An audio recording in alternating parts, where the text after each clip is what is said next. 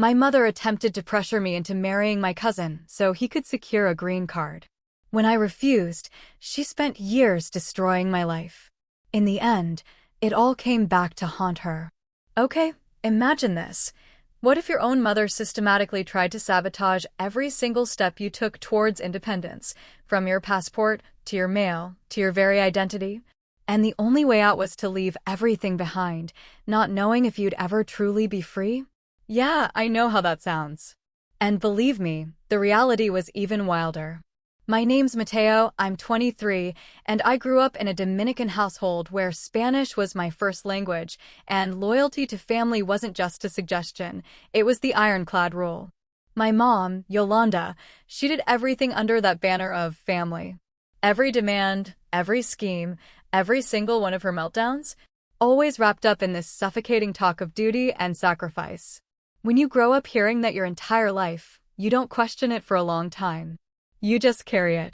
I was only 19 when my mom sat me down at the kitchen table. And that's where she dropped the bomb. I was flying to the Dominican Republic that summer to marry my third cousin.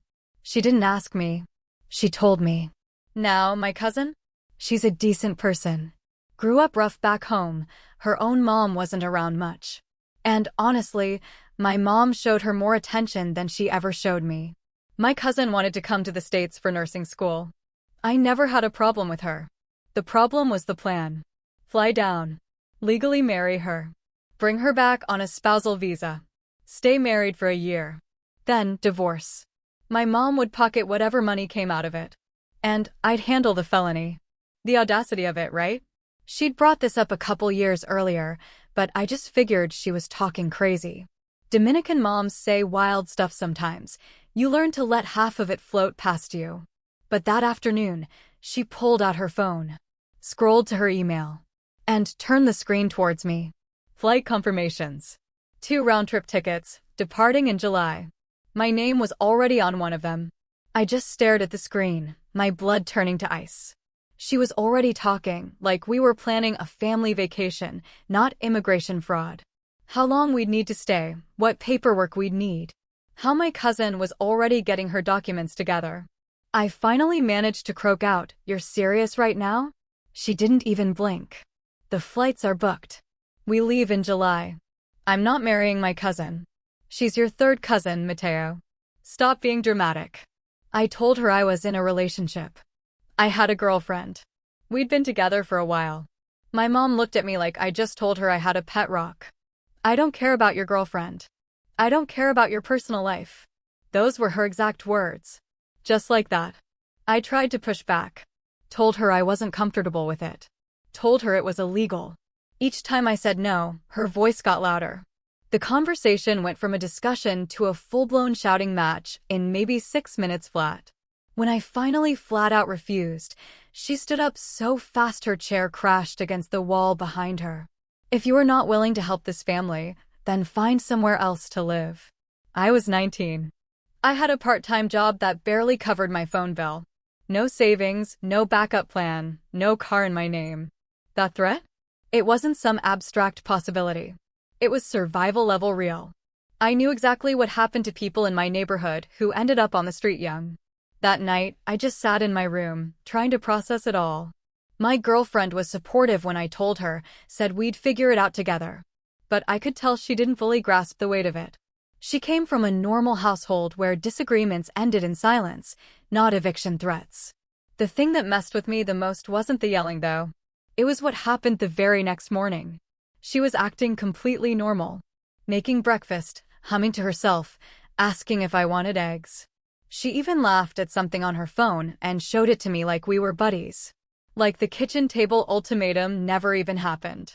I barely slept that week. I kept counting the weeks until July, frantically trying to figure out if I had enough time to come up with something. My mom started mentioning the trip casually in front of relatives, framing it like a fun family visit. Nobody questioned it. Nobody asked me how I felt. Whatever my mom said was the official version of reality. If she said I was excited to help my cousin, then that was the truth. My actual feelings? They were just background noise in that house. I also noticed she started being extra nice to me that week. Making my favorite food, asking about my classes, laughing at my jokes. It meant she decided the plan was happening and she was preloading goodwill. So that when she cashed in, I'd feel like I owed her. I wasn't her son. I was her tool. And if I didn't figure out how to get out of this on my own terms, she was going to use me until there was nothing left. This was spring of 2020. The first thing my mom did after that kitchen table conversation was ask me where my passport was. I told her it was expired. Which was technically true, it was close to expiring, and I had zero intention of renewing it. She said she'd handle the renewal herself. Just needed me to hand over the passport and my birth certificate. She wasn't asking for documents. She was collecting leverage. I told her I'd look for them. Then I did absolutely nothing about it. Over the next couple weeks, she started bringing up the trip to relatives on the phone, always within earshot of me. He's looking forward to seeing the family. He's happy to help his cousin. She was building a version of reality where I'd already agreed, so that when I tried to back out, I'd be the difficult one. That's when my boy, Nikolai, stepped in. Russian family, grew up a few blocks from me. Built like a refrigerator. I told him what was going on. He just stared at me for about 10 seconds. Bro, you know she's going to take some documents and you're stuck, right? He asked with his thick accent. I know. So where's still in her closet? He had this way of asking questions that made you feel stupid and grateful at the same time. He was right. I'd been too deep in survival mode to think straight. So, we came up with what Nikolai called Operation Backpack. Stupid name. Solid plan. I waited for my mom to leave for work, then went straight to her bedroom closet. Top shelf, behind a shoebox, my passport, birth certificate, and social security card. All neatly tucked into a manila folder with my name written on it in her handwriting, separated from the rest of the household paperwork. She had mine set aside like supplies she was getting ready to use. I took photos, moved the originals into my backpack with a cheap fireproof pouch, and kept that bag on me or at Nikolai's at all times. I opened a new bank account at a different bank. The old one still had her name attached from when I was a minor. Started moving money over in small amounts. Moved clothes and essentials out in waves. A hoodie here, shoes in a bag there. Kept my phone locked. Cleared my search history every night. I kept my head down. Didn't argue. Didn't bring up the trip. Didn't give her anything to react to. Gray rock before I even knew the term existed. About 3 weeks into this, she walked into my room without knocking and started going through my dresser. Opened every drawer, moved things around, looked under a stack of jeans. When she didn't find what she was looking for, she stopped moving. Stood there with her back to me for a few seconds, perfectly still. Then she turned around. Not angry. Worse, patient. Where's your folder? What folder? The one that was in my closet. I don't know what you're talking about. She barely smiled, then walked out without closing the door. Over the next few days, she started doing these little tests. Asking me to hand her my ID. Asking me to log into the old bank account. Each time, I had a deflection ready. Each time she watched my face a little too carefully. Then she tried a different angle. Called my aunt and uncle and told them I was being disrespectful, refusing to help family, turning my back on my cousin who had nothing. She painted me as the selfish American kid who forgot where he came from. A few relatives called me to lecture me about gratitude. I let them talk, said I understood. Never corrected the story. Then came the ambush. My mom invited me to Sunday dinner at my aunt's place. Said it was just family, nothing serious. When I walked in, the living room was full. My aunt, my uncle, 2 older cousins, and my mom sitting in the middle looking concerned. My uncle started it. Said the family was worried about me, that I was being selfish, that it wasn't how I was raised. My aunt said my cousin in the DR was counting on me. One of my older cousins told me to stop thinking about myself for once. The whole time, my mom just sat there quiet, dabbing her eyes with a napkin. She'd coached every single one of them. She didn't even need to speak. Just let the room do her work. I looked at all of them and realized nobody knew what they were actually asking me to do. She'd framed it so carefully that they thought I was just being difficult. I said I understood their concerns and left. Didn't argue. Didn't explain. Because in that family, the truth coming from me would lose to a tear coming from her. Every time. Nikolai was waiting in his car outside. He took one look at my face. Ambush full production? He just said, divvy, and drove. Meanwhile, she found another option. Some friend of a friend here in the States, willing to do a paper marriage for money. That fell through too.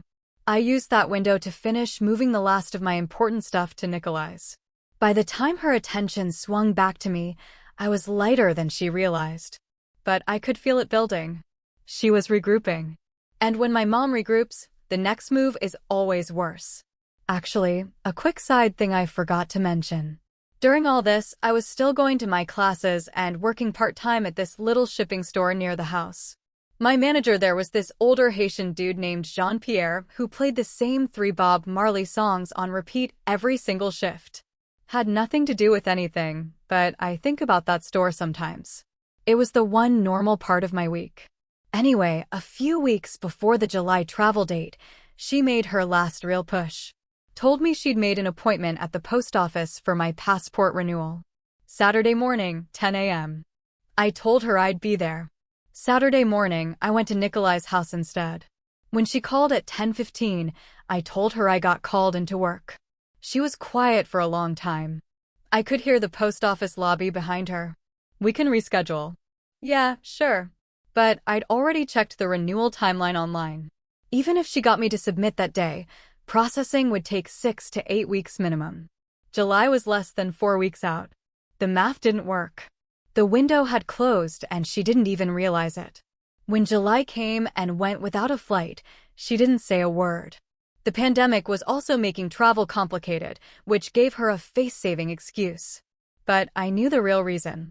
I'd run out the clock without ever saying no to her face again. The summer I turned 21, everything came apart. The marriage scheme was dead. The pandemic killed the travel. The backup person ghosted. My cousin was still in the doctor. My mom never said the plan was over.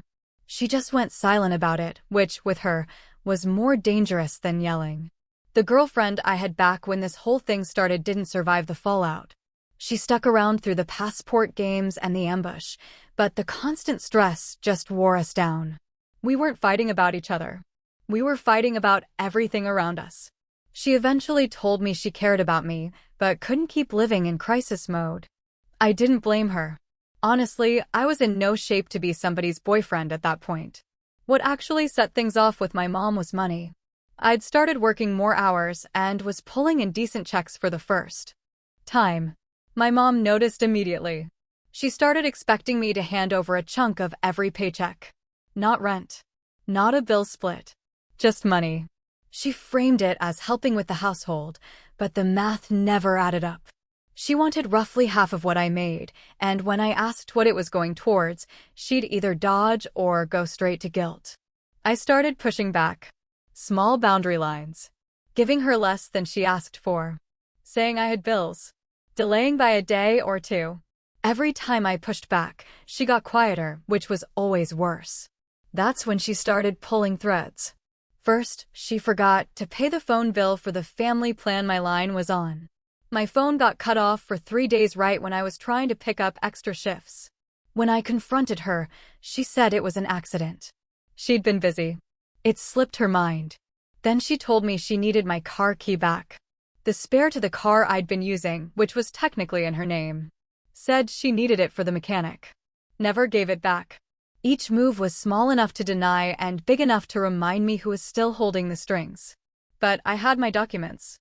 I had my separate bank account. And she didn't know about either one. So when she reached for control, she was grabbing at things that didn't matter as much as she thought they did. Operation Backpack was the only reason those moves stung instead of crippled me. One night in August, she told me to send her $300 by the morning. I already covered my share for the month. She tilted her head like I'd said something amusing. I'm not asking about your share. I'm telling you what I need. I don't have it. She stared at me for a long time. Then she said something I'll never forget. You think you're grown? Then go be grown somewhere else. I didn't respond. Walked to my room and started mentally running through what I still had in the apartment that I couldn't afford to lose. Most of the important stuff was already out. I set my alarm for 5 in the morning, planning to pack quietly before she woke up. Didn't get the chance. By the next afternoon, my stuff was in trash bags on the front porch. 3 black hefty bags, lined up in a neat row. My winter coat was sticking out of one of them. I could see it from the sidewalk. She was all calm about it. The demand for money was the test, and my refusal was the permission slip she needed.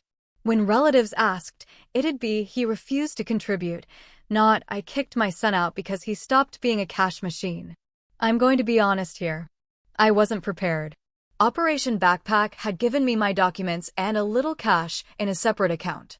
But I didn't have first and last for an apartment. Didn't have a car.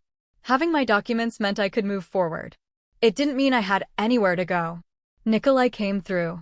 Showed up in his beat-up sedan 20 minutes after I called, helped me load the trash bags into the trunk without saying a word, and took me back to his family's place. His parents let me crash in their basement without asking a lot of questions. His mom put a plate of food in front of me before I even sat down. His dad looked at me once, nodded, and went back to watching the news. That was it. No interrogation. No pity face. Russian hospitality. You're here, you eat, you sleep, we figure it out tomorrow.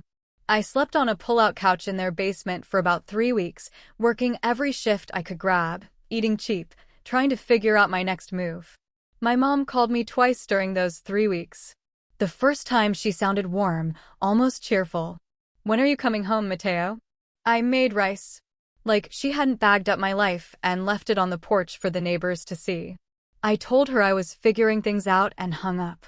The second time, she sent a long text about how I was breaking the family apart and how my little sister, Na, was crying every night because I was gone. That one hurt. Na was young and had nothing to do with any of this. But I knew my mom was using her as a weapon, and giving in would just reset the cycle. I found a room in a shared house through a guy Nikolai knew. The walls were thin enough to hear my roommate's alarm every morning at 6. I moved in with 2 trash bags of clothes, a phone charger, my documents, and about $400. Bought a mattress off a marketplace app for $40. Some guy delivered it in a pickup and helped me haul it up to the 2nd floor. First night there, I sat on that mattress, back against the wall, and just breathed. Nobody was going to barge in and demand money. Nobody was going to guilt me over a cousin I barely knew. Nobody was going through my dresser looking for leverage. Just peace. Nikolai came by the next day with a bag of groceries his mom had packed. Rice, canned stuff, some bread, a couple of those frozen meal things. He didn't make it a whole thing. Just put the bag on the counter, said, "Eat. You look skinny," and started talking about something completely unrelated. That was Nikolai. But I knew my mom wasn't done. Getting kicked out was just the visible part. The real damage was going to be the stuff I couldn't see coming. She still had access to parts of my life I hadn't thought to lock down. And she was the type of person who, when she lost control of you physically, would find other ways to control you. That fall, about 2 months after I moved into the shared house, I got pulled over on the way home from a late shift. It was around 11 at night. Empty road, no traffic, just me and my headlights. I saw the red and blue in my mirror before I even heard anything. My hands got tight on the wheel right away. I'd bought a used car a few weeks earlier with what was left of my savings, and it was not exactly in showroom condition. The kind of car where you hold your breath every time you pass a cop. The officer ran my plates and came back to my window with a look that told me something was wrong before he even opened his mouth. "Are you aware your registration is suspended?" "Suspended?" "No, sir. I just bought the car a few weeks ago." He explained that a late fee turned into a penalty. The penalty turned into a DMV flag. And the flag turned into a suspended registration. Some unpaid toll citation I'd never responded to. I was now driving a car that legally shouldn't have been on the road. I'd never seen any of it. The toll notice, the penalty letter, the DMV warning, nothing. As far as I knew, my registration was clean. The officer was decent about it. Didn't tow the car on the spot, but told me I couldn't drive it until the suspension was cleared. The total was going to be somewhere around $800. The original toll, the late fees, the penalty, and a reinstatement fee. Basically, everything I had. He gave me a fix-it window and told me to handle it quick or the next stop wouldn't end with a warning. I called Nikolai from the shoulder of the road and he came and picked me up. On the ride back, I started putting it together. The toll citation would have been mailed to my old address, my mom's address. When I got kicked out, updating my mailing address was the last thing on my mind. I changed it with my bank and my employer, but never filed with the post office. 2 days later, Nikolai drove me to my mom's place. She wasn't home. Nah, let us in. She looked happy to see me, which made my chest hurt, but I stayed focused. Went to the kitchen counter where my mom always stacked mail. And there it was. A neat little pile held together with a rubber band, tucked inside a drawer near the microwave. All my mail. Every single piece that had come after I moved out. The toll notice. The penalty letter. The DMV warning. A jury duty summons. A bank statement. A piece of mail from my health insurance. She'd kept all of it. Organized. Some of the envelopes were already opened. She'd read them. That was the part that made my stomach drop. Throwing it away would have been careless. Keeping it meant she knew exactly what she was doing. Nikolai looked at the stack and then looked at me. Brother, she rubber banded it. This woman is psychopath. Yeah, she rubber banded it. I took photos of every piece of mail. Front, back, postmarks. The drawer. The rubber band. The stack. Nikolai stood behind me the whole time making sure I didn't miss anything. Then I took the entire stack and we left. Over the next week, I went into full lockdown mode. Went to the post office and set up a P.O. box. Paid for 6 months up front because I wasn't going to risk a lapse. Everything got rerouted to that box. Bank, insurance, DMV, everything. Then I switched every account I had to paperless. Email notifications. Digital statements. Online portals. If it could be digital, it became digital. I wrote down every piece of withheld mail with dates, senders, contents, and what happened because of it. Started building a paper trail. Took the photos and the documentation and put them in a folder that I kept at Nikolai's place, a physical backup in a location she didn't know about. Nikolai's exact words when I handed him the folder were, "If she finds out about Zeiss, she is going to be very unhappy." He said it the same way you'd say, "The sun's going to come up tomorrow." I paid the registration fees. It wrecked my savings and set me back at least 2 months. But I got the car back on the road, handled the suspension, and cleared the toll situation. Every receipt went into the folder, building a paper trail, whether I ever needed to use it or not. My mom must have realized the mail was gone because a few days later she sent me this impossibly sweet text. "Me amor this and I miss you that." Asking how I was doing. Saying she hoped we could talk soon. Saying my sister drew a picture for me. No mention of the mail. No acknowledgement. Just sweetness. The kind that would fool anyone who didn't know the woman behind it. That was her whole playbook in one move. Punch you in the dark, then greet you with a hug in the daylight. And if you ever brought it up, suddenly you were the ungrateful one, and she was just trying to be a good mom. I didn't respond. By the next spring, the mail situation was handled, and I was focused on rebuilding. Working full-time, finally building something instead of just surviving. I picked up a second gig doing sound work for a local venue. That's where I met Dean. Dean was a touring musician passing through who needed a last-minute sound guy for a 3-night run at the venue. We clicked right away. He was older, mid-30s, had been on the road for years, and had this calm energy like nothing surprised him anymore. After the run, he pulled me aside while the crew was loading out. "You got good ears, man. And you actually show up on time, which is rarer than you think." I laughed. "That's a low bar. You'd be surprised. Listen, if you ever want road work, I can get you on with my crew. Think about it." That was the first time someone in a position to actually change my path told me I was good at something. Not good at being useful. Not good at doing what I was told. Good at a skill. I started picking up road gigs with Dean's crew whenever they came through. Better money than anything I'd seen before, and I was seeing parts of the country I never thought I'd see. For the first time, I was putting away real savings. I mean, I remember one night we were loading out of this venue in Philly and Dean handed me a check for the week, and I literally sat in the van and stared at it. I'd never held a check that size that had my name on it. I'd also started seeing someone new. She was good. Wasn't in the middle of any of the mess with my mom, and didn't treat my life like a problem to manage or a story to react to. She just showed up. Then tax season came, and she found me again. I filed my return in early February. Simple return, nothing complicated. W-2S electronic filing, standard stuff. Expected my refund within a few weeks. 3 weeks later, I got a notification that my return had been rejected. The reason? Someone had already claimed me as a dependent for that tax year. Didn't even need to read the rest. My mom had claimed me on her taxes. I hadn't lived with her in months. She hadn't supported me financially. And she didn't even know my current address. But she had my social security number memorized. And apparently, that was enough to reach into my life without being anywhere near it and yank the rug out again. The timing couldn't have been worse. I was in the middle of applying for my own apartment. First real solo apartment. No roommates. No shared house. The leasing office needed proof of income and my most recent tax return. A rejected return was a red flag the size of a billboard. The leasing agent looked at me like I'd handed her a fake ID.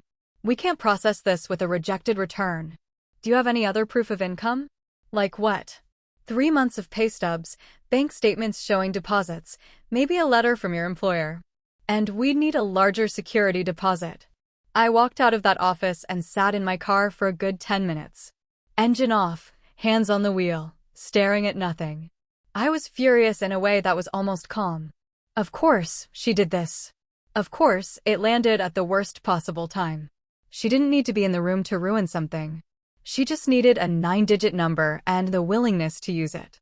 I didn't call her. Didn't text her. Drama was what she fed on. Instead, I went into full lockdown mode again. Filed a paper return by mail with a written dispute. Lease. Bank statements. Employer letter. That process was going to take months. The IRS doesn't move fast, but at least the dispute was on record. Called the Identity Protection Line and got an IPN so nobody could file using my social security number again. Then I froze my credit across all 3 bureaus. Changed every password. Removed her as my emergency contact everywhere and set up 2-factor on everything. Changed my security questions too, because every one of them used answers she'd know. Nikolai helped me draft a timeline document. Every incident, every date, every piece of evidence. He said if I ever needed it for legal purposes, it'd be ready. For the apartment? I went back to the leasing office with a folder. 3 months of pay stubs, 6 months of bank statements, a signed employer letter, and an extra month as security deposit. The agent flipped through everything and said she could work with it. Got approved 2 weeks later. The part that actually made me smile was what happened on her end. Because I disputed the dependent claim, the IRS flagged her return too. Her refund got held while they reviewed both filings. From what I heard through my sister, the household was counting on that money. When the refund got frozen, things got tense fast. Then my aunt called me, the same aunt whose living room was used for the ambush. Her tone was different this time, though. She asked me what was really going on. And for the first time, she actually listened. I didn't tell her everything, but I told her enough that I hadn't lived with my mom in a long time, and she claimed me on her taxes anyway, that I'd had mail withheld from me. My aunt got quiet and said something I never expected to hear from that side of the family. Your mother told us a very different story. Yeah, she always does. My sister also let slip that my stepdad was pushing back. The frozen refund was supposed to cover his kids' expenses. He wanted answers. My mom tried her usual playbook. Deflect. Guilt. Redirect. But he wasn't her child. He didn't have 20 years of conditioning. He just wanted his money. That apartment got real uncomfortable for her. For the first time, her system backfired into her own life. The IRS doesn't care about guilt trips. You can't cry your way out of a tax dispute. Dean called me around that time about a spot on a longer tour run. Multiple cities. Solid pay. I need someone reliable for 3 months. You in or you out? I'm in. Good. We leave in 2 weeks. Get your stuff sorted. I took it without hesitation. 3 months later, I had enough saved and enough stability to make the move official. Found a place 800 miles from my mother's zip code. Signed the lease over the phone, wired the deposit, and started packing. I loaded up my car on a Tuesday morning before the sun was all the way up. It was really cold. I remember that. Pulled out of that city and didn't look in the rearview once. By late 2024, I'd been living far away for over a year. And the strangest part wasn't the distance. It was the silence. For years, my nervous system had been wired for the next hit, the next phone call, the next demand, the next guilt trip. And then one day there was just nothing. I'd wake up and the only sound was traffic outside and the coffee maker. Nobody going through my drawers. Nobody asking where my paycheck went. Nobody running my name through the family phone tree. I started settling into a routine. Dean had connected me with a booking network, and I was getting steady road gigs, running sound for acts passing through the region. Some weeks I was home. Some weeks I was in a van heading to a city I'd only seen on a map. The money was consistent. Not rich, but consistent, which honestly felt better than rich at that point. I was still with the same girl, and for the first time, it actually felt like a real partnership. She'd call me out when I was being avoidant, but never used my past as ammo. Her family treated me like their own son. Sunday dinners at her parents' place, her dad asking about work, her mom making sure I ate before I left. Normal felt like something I didn't even know I was missing until I had it. I kept minimal contact with my mom, not for her sake, but for my little sister. I'd call maybe once every couple weeks, always on my terms, always short. If she started slipping into the old patterns, guilt-tripping, bringing up money, I'd cut the call and not pick up for a while. Every time she pushed, the gap got longer. She learned I was serious. For a few months, it almost felt like we'd reached something livable. She stayed in her lane, I stayed in mine, and my sister got to hear my voice. I wasn't naive enough to think she'd changed, but I thought maybe the distance was enough of a firewall. Maybe 800 miles was finally the number she couldn't reach across. Then the text came. She dropped this bomb. It was long.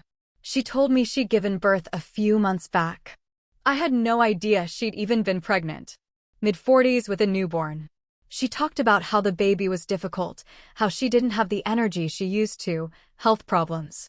My stepdad was working constantly and dealing with his own kids in the apartment. My sister was too young to help. I kept scrolling, waiting for the ask, because there's always an ask. Then she got to the point. She wanted me to move back home to help take care of the baby. Or, if that wasn't possible, she wanted me to take the baby and raise it at my place. I read that message 3 times.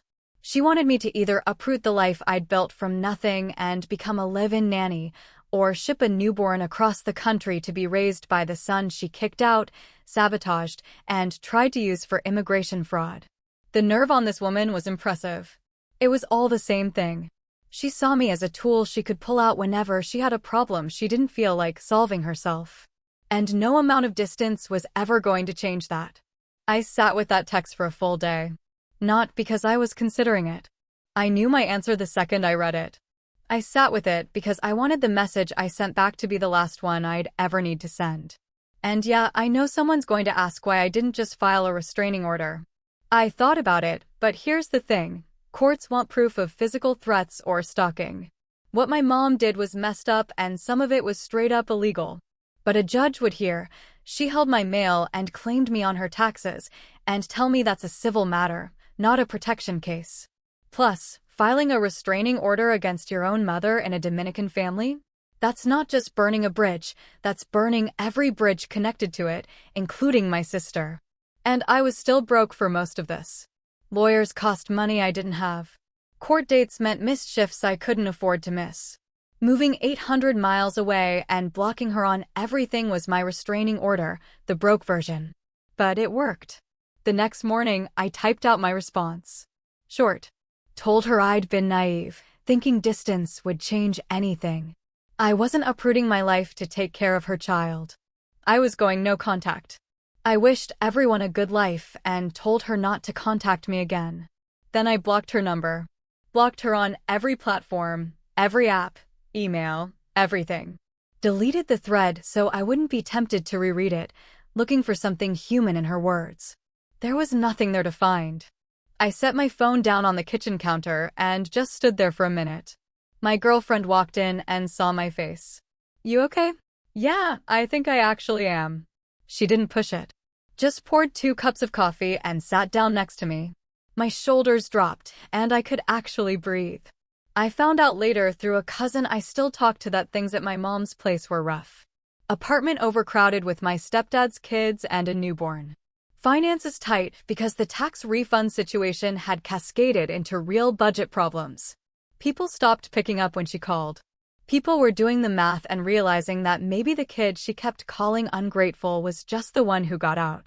I don't take joy in that, but I'd be lying if I said there wasn't some peace in knowing that the whole setup she had going was falling apart without me there to hold it together. These days, I wake up, make coffee, go to work, come home to someone who actually wants me there. I'm thinking about proposing.